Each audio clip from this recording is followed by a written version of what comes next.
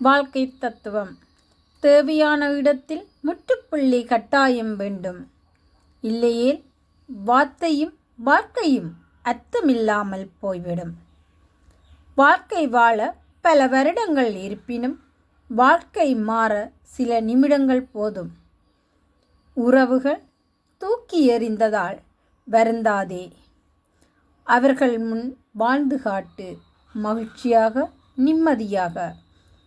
உன் வாழ்க்கை உன் கையில் என்பதை நீ புரிந்து கொள்ளும் வரை வாழ்க்கை என்னும் ஆசான் பாடம் நடத்துவதை நிறுத்துவதில்லை.